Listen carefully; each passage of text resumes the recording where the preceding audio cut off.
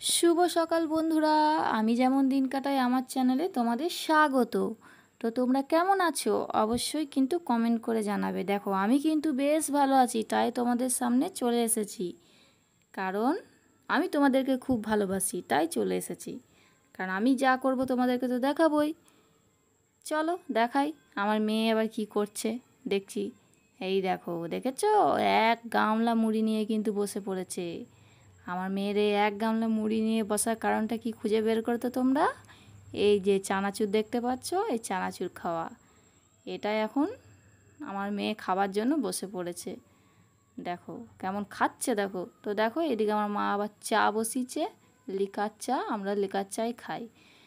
তো আজকে সকালে জলখাবার হচ্ছে চা আর মুড়ি। তো চলো আমি ঝটপট কাজগুলো সেরে নিই এবার।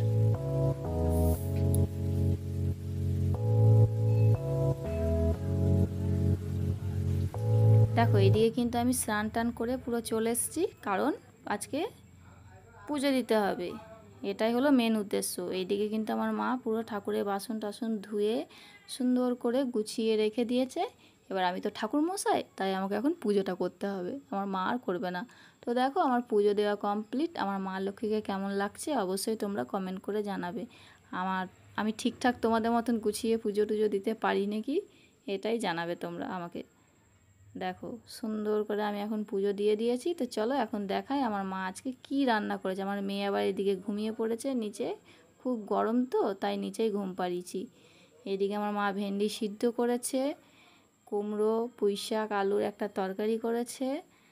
আর দেখো এইদিকে ভাত তো হয়েই গেছে। আর কড়াইয়ে কি আছে দেখি, দাঁড়াও। কড়াইয়ে আছে মাছের ডিমের তরকারি।